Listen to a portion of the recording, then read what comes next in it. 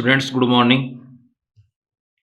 बाल साधना शिक्षण संस्थान की ऑनलाइन क्लासेज में आज हम class 12th biology chapter 25 ऑक्सीटरी system of human ऑक्सीटरी system of human Hindi में कहेंगे मानव का उत्सर्जन तंत्र में टॉपिक नेफ्रॉन का अध्ययन करेंगे। वंस अगेन बाल साधना शिक्षण संस्थान की ऑनलाइन क्लासेज में आज हम क्लास 12th बायोलॉजी चैप्टर 25 मानव उत्सर्जन तंत्र के टॉपिक नेफ्रॉन का अध्ययन करेंगे, जिसे यूरिनिफेरस ट्यूबुल्स भी कहते हैं।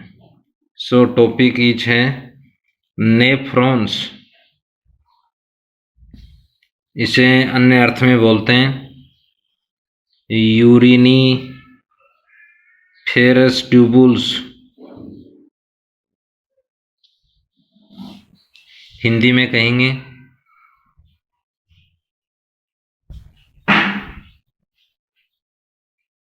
वृक्क नलिकाएं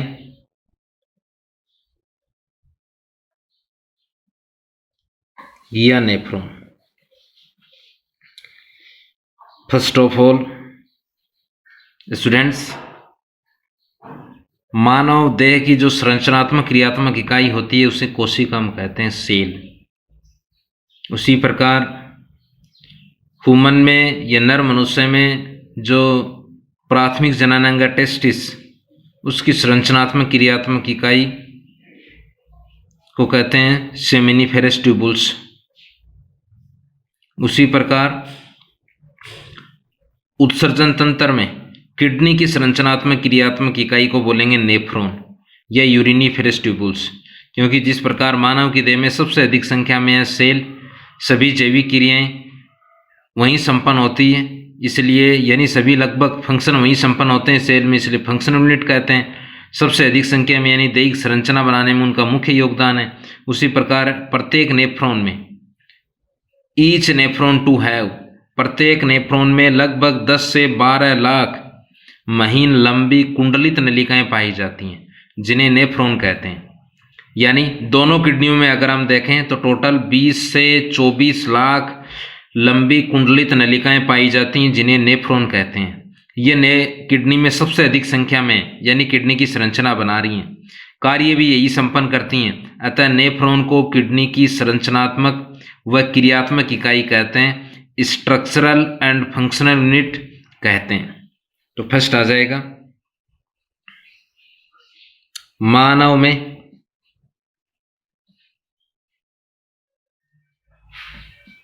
किडनी की स्ट्रक्चरल व फंक्शनल, हिंदी में कहेंगे संरचनात्मक व क्रियात्मक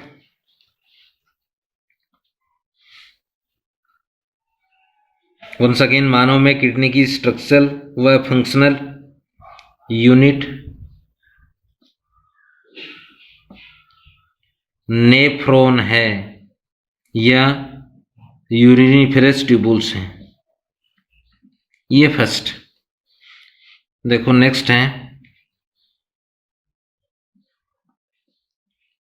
प्रत्येक किडनी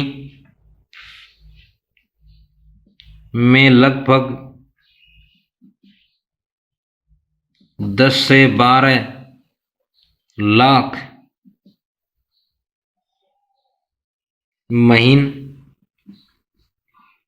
लंबी एवं कोलॉइड कुंडलित संरचना के रूप में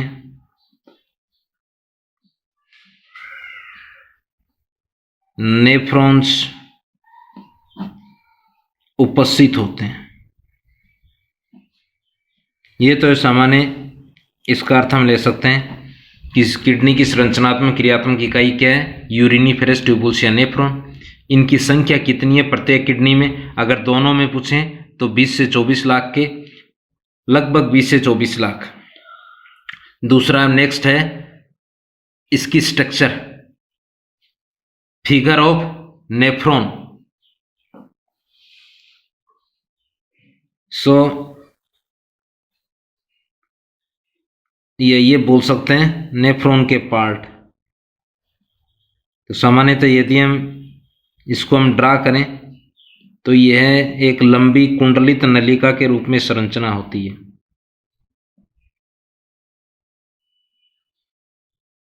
ये इसका फर्स्ट पार्ट है। यहाँ ये ट्यूबुल आती है एक, इसे बोलेंगे अभिवाही धमनिका। वापस जो रिलीज होती है ब्लड लेकर जाती है वो अपवाही धमनिका होती है। हिंदी में इसे बोलेंगे अभिवाही धमनिका। कार्य क्या है, यूरिया युक्त ब्लड लेकर आती है किडनी में या किडनी के नेफ्रॉन पार्ट में, वापस यूरिया रहित लेकर जाएगी, उसका नाम है अपवाही धमनिका। इसे बोलेंगे एफेरेंट आर्ट्रियोल्स, इसे बोलेंगे इफेरेंट आर्ट्रियोल्स। ये अभिवाही धमनिका यहाँ गुत्तकर गुच्छेनुमा संरचना बनाती है। उस गुच्छेनुमा संरचना को बोल देते हैं कोशिका गुच्छ। ये गुच्छेनुमा है, इस गुच्छेनुमा को बोलते हैं इंग्लिश में तो ग्लोमेरुलस या कोशिका गुच्छ। इस पैलेनुमा संरचना को बोलते हैं इसको बोमेन कैप्सूल।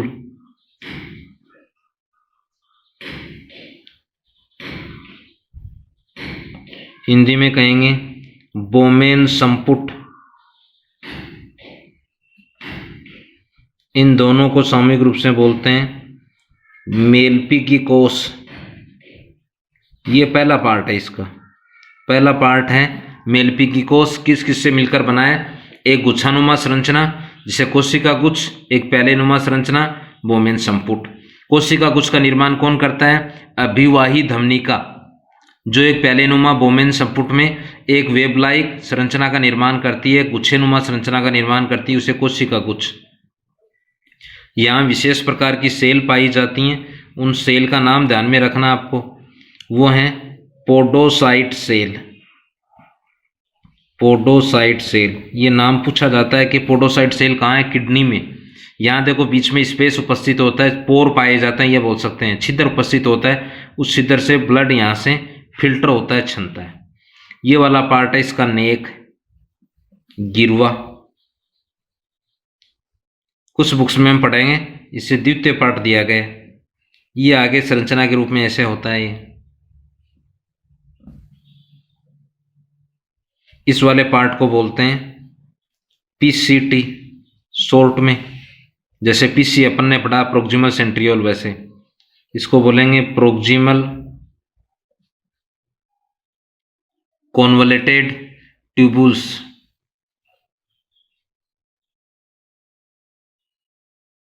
इससे पीसीटी, इसको हिंदी में कहेंगे समीपस्थ कुंडलित नलिका। ये सेकंड पार्ट है इसका। देखो नलिका नुमा है इसलिए ट्यूबुल का है, अंदर कुंडलन है इसलिए कुंडलित, मेलपीकी कोष के समीप है इसलिए समीपस्थ कुंडलित नलिका, शॉर्ट में पीसीटी। यह नलिका नुमा है, कुंडलन है, मेलपीकी कोष के समीप है इसलिए समीपस्थ कुंडलित नलिका कहते हैं। इसका जो पार्ट है या ये बोल सकते हैं आंतरिक सतह, वो आंतरिक सतह घनाकार उपकला से निर्मित होती है, यानी अंदर सेल पाई जाती हैं वो क्यूब लाइक होती हैं, घन के आकार की सेल होती हैं और वो एक लेयर बनाती हैं, उसे घनाकार उपकला कहते हैं। उन पर स्वतंत्र सिरों पर माइक्रोविल्लाई पाए जाते हैं। ये सेकंड पार्ट, नेक्स्ट पार्ट बना रहा हूं मैं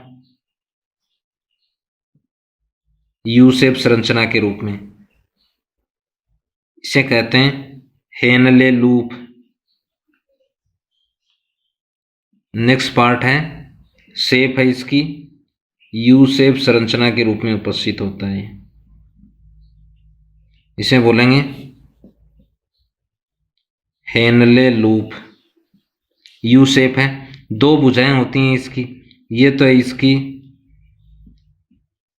असेंडिंग आर्म, हिंदी में बोलेंगे आरोही भुजा। ये इसकी डिसेंडिंग आर्म,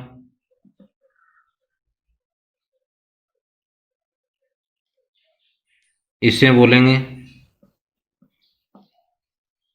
अवरोही भुजा। शेप कैसी है?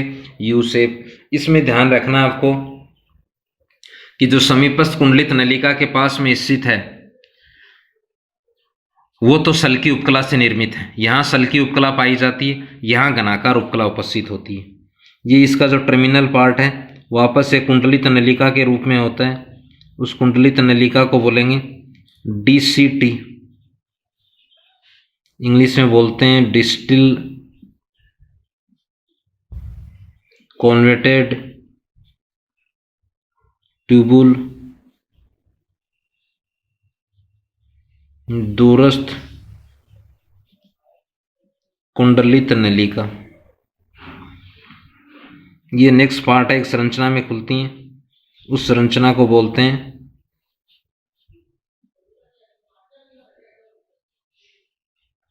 कलेक्टिंग ट्यूबुल्स, संग्रहण नलिका बोलेंगे इसे। ये है संग्रहण नलिका, इंग्लिश में बोलेंगे कलेक्टिंग ट्यूबुल्स। ये सामान्यतः नेफ्रॉन की संरचना है। फर्स्ट पार्ट मेलपीकी कोश, इन दोनों से मिलकर बनाया कोशिका गुच्छ बोमेन संपुट। गुच्छा कौन बनाएगी?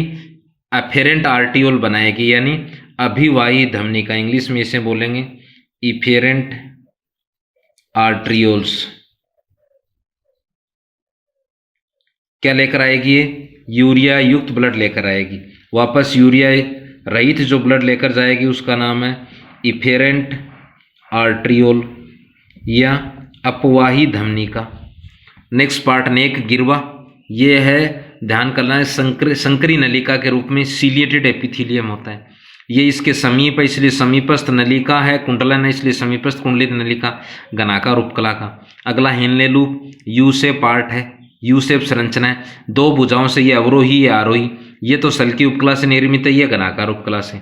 इसका टर्मिनल पार्ट है वो एक कुंडलित नलिका से जुड़ा है। ये कुंडलित नलिका इससे दूर स्थित है इसलिए दूरस्थ कुंडलित नलिका। ये घनाकार उपकला से, परंतु यहाँ घनाकार उपकला पर माइक्रोविल्लाई पाए जाते हैं, यहाँ माइक्रोविल्लाई नहीं होते हैं। नेक्स्ट है अनेकों नेफ्रॉन की जो DCT पार्ट है वो कलेक्टिंग ट्यूबुल्स में खुलता है। यदि अनेक संग्रहण नलिकाएं मिलकर एक मुख्य संग्रहण नलिका का निर्माण करती हैं उसे बेलिनाई की डक्ट कहते हैं या डक्टो बेलिनाई कहते हैं। सो ये तो है फिगर किसका है? नेफ्रॉन का या यूरिनीफेरस ट्यूबुल।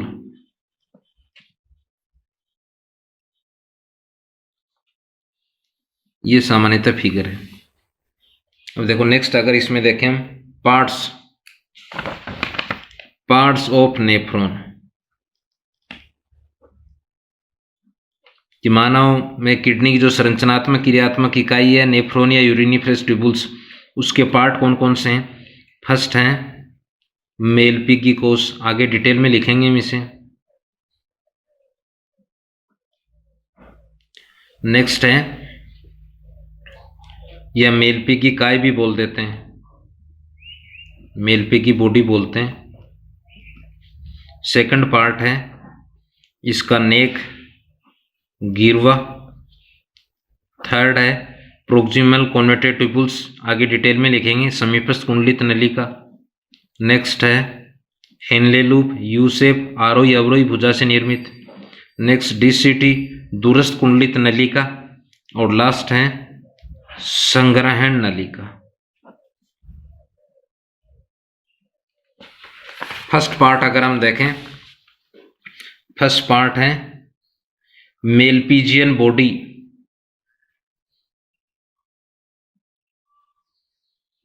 हिंदी में कहेंगे मेलपिगी काय।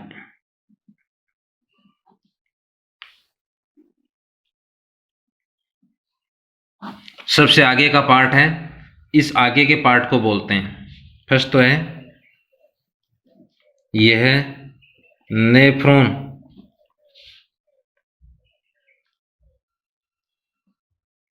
का अग्र भाग होता है।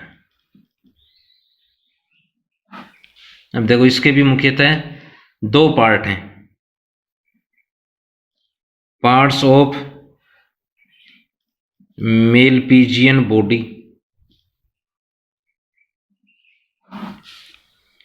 मेलपीगी काय के भाग दो किए हैं अभी, बोमेन कैप्सूल व कोशिका गुच्छ।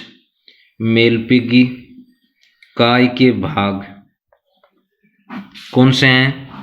देखो फर्स्ट है वो तो है बोमेन संपुट, बोमेन कैप्सूल कहेंगे। सेकंड है ग्लोमेरुलस, हिंदी में कहेंगे कोशिका गुच्छ, इंग्लिश वर्जन हम लिख चुके हैं फिगर में। ये तो है प्याले नुमा संरचना। बोमेन संपुट कैसा है? कप लाइक संरचना होती है, प्याले नुमा संरचना। नेक्स्ट है इसमें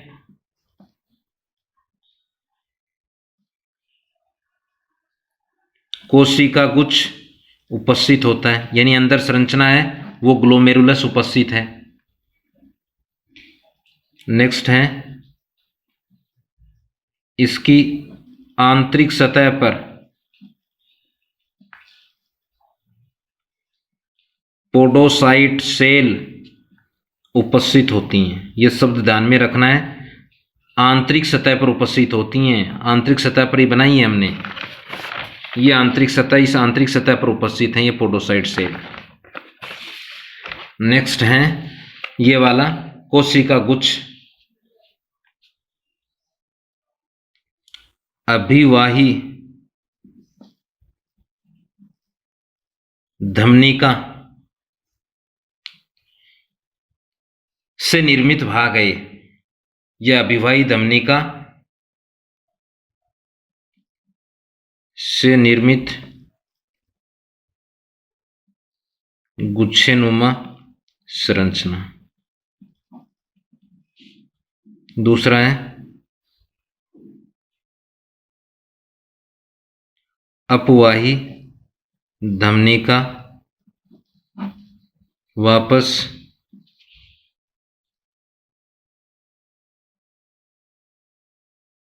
यूरिया रहित रुधिर ले जाती है। व्यास में अगर हम देखें,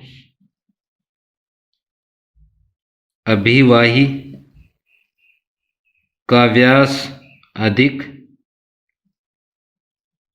अपवाही का व्यास कम। देखो अंतर क्या होगा, क्यों अंतर पाया जाता है? ये अधिक ब्लड लेकर आती है, यदि दोनों समान व्यास की होगी तो जितना ब्लड आएगा उतना ब्लड ही वापस स्थानांतरित हो जाएगा। ऐसी स्थिति में ब्लड क्या होगा? फिल्टर नहीं होगा। ऐसी स्थिति में इसका व्यास अधिक है यानी अधिक ब्लड लेकर आएगी, इसका व्यास कम है यानी संक्रिय है इसकी तुलना में, तो कम ब्लड जाएगा। कम ब्लड जाएगा तो यहाँ ब्लड रुकेगा, रुकने पर दाब के कारण ब्लड इन पोडोसाइट सेल के मध्य उपस्थित पोर से छनता है। नेक्स्ट पार्ट है गिरवा, क्या कहेंगे? नेक। एक बिंदु इसमें ध्यान में रखना है, इसकी भित्ति सिलिएटेड एपिथेलियम की बनी होती है, यानी सीलिया पाए जाते हैं। हिंदी में बोलेंगे रोमा भी उपकला। नेक्स्ट पार्ट है पीसीटी, शॉर्ट में लिखा मैंने समीपस्थ कुंडलित नलिका। शेप कैसी है? संरचना है कुंडलित नलिका के रूप में। फर्स्ट। सेकंड है भित्ति किसकी बनी होती है? घनाकार उपकला से निर्मित व इन पर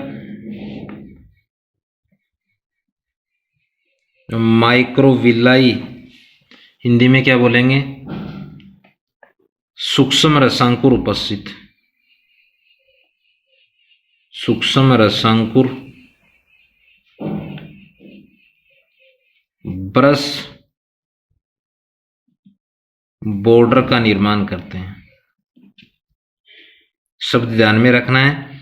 ब्रश बॉर्डर संरचना कहाँ है? पीसीटी पार्ट में, घनाकार उपकला से निर्मित है। नेक्स्ट पार्ट है हेनले लूप। फर्स्ट तो है शेप, कैसा है ये? U shape. नेक्स्ट इसकी भुजाएं, आर्म्स। फर्स्ट है अवरोही भुजा। नेक्स्ट है आरोही भुजा। ये तो है सल्की उपकला से, फिश का करेक्टर है सल्क, उपकला से निर्मित। ये है घनाकार उपकला से निर्मित। उपकला से निर्मित अनेकों बिंदु आते हैं इनमें। ये किसके समीप है? पीसीटी से जुड़ी रहती है। ये किससे जुड़ी रहती है? डीसीटी से जुड़ी रहती है। नेक्स्ट पार्ट है डीसीटी, दूरस्थ कुंडलित नलिका। इसकी जो भित्ति है दूर है, कुंडलित नुमा संरचना, वो बिंदु नहीं लिखे मैंने, यानी इसकी वाल, आंतरिक भित्ति किससे निर्मित है? मेलपी कोश से दूर है, कुंडलित नुमा है और नलिका नुमा, इसलिए दूरस्थ कुंडलित नलिका। घनाकार उपकला से निर्मित परंतु माइक्रोविलाई का अभाव होता है, का अभाव, सूक्ष्म रसांकुर नहीं पाए जाते। लास्ट पार्ट है इसमें कलेक्टिंग ट्यूब्यूल, इसको बोलेंगे संग्रहण नलिका। किसका पार्ट है ये? नेफ्रॉन का पार्ट है, अंतिम पार्ट है। अनेक इसमें डीसीटी खुलती है। फर्स्ट तो है इसमें डीसीटी खुलती है, यानी डीसीटी किससे जुड़ी है? एक तो हेनले लूप की आरोही भुजा से, एक संग्रहण नलिका से। दूसरा है ये बोल सकते हैं बहुत सी संग्रह नलिकाएं, यानी कलेक्टिंग ट्यूब्यूल्स मिलकर एक मोटी मुख्य संग्रह नलिका का निर्माण करती हैं, उसे बेलिनाई की वाहिनी कहते हैं। ये शब्द ध्यान में रखना है, बेलिनाई की वाहिनी